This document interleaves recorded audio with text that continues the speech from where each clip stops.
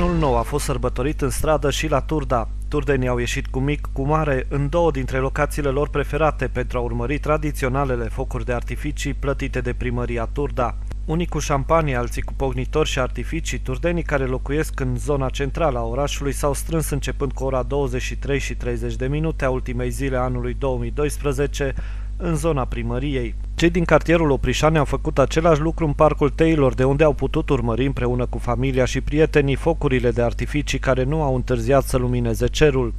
La ora 12 fix, atât în Oprișani cât și în centrul municipiului, încărcăturile explozive au umplut cerul nopții de Revelion. Oamenii au apreciat varietatea artificiilor și spectacolul de lumini și culori, aplaudând și închinând un pahar de șampanie cu apropiații lor. După urările de an nou fericit și la mulți ani, fiecare s-a îndreptat spre locul unde a decis să petreacă noaptea de Revelion.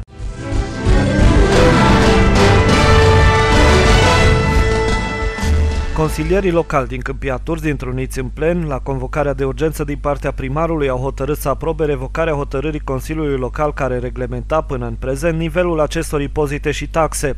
Hotărârea Consiliului Local numărul 49 din 24 mai 2012 era actul normativ care stabilea menținerea impozitelor și taxelor la nivelul anului anterior.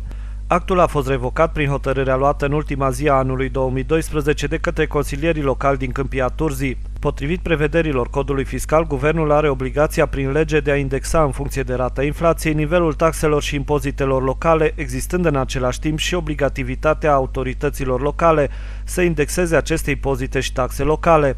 Nivelul majorării este de această dată de 16,05%, stabilit în urma informațiilor furnizate de Institutul Național de Statistică din România. La Câmpia Turzii nu au existat discuții în contradictoriu pe marginea majorării impozitelor și taxelor, consilierii locali de aici luând-o ca pe o măsură obligatorie și girând-o ca atare.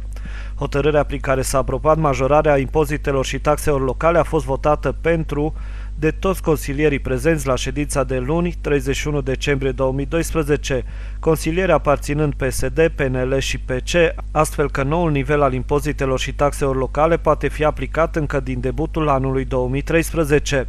De la ședință au lipsit toți consilierii PDL și PPDD, Câmpia Turzii.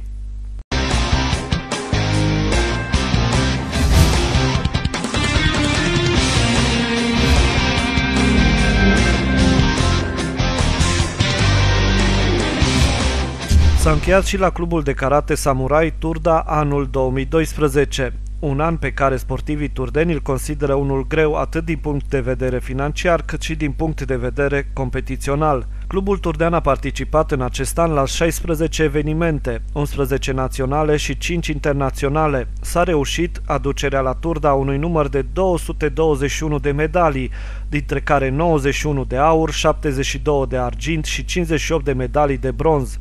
Antrenorul clubului Samurai Turda, Paul Cățănaș, a declarat la realizarea bilanțului, cităm: "Deși suntem văzuți ca un sport outsider față de alte sporturi, noi cei de la Samurai ne mândrim cu un titlu de campion mondial, unul de vicecampioană mondială, 3 titluri de vicecampioni europeni, 10 titluri de campion național, 14 de vicecampioni naționali, 8 câștigători ai Cupei României și 10 locuri secunde la Cupa României.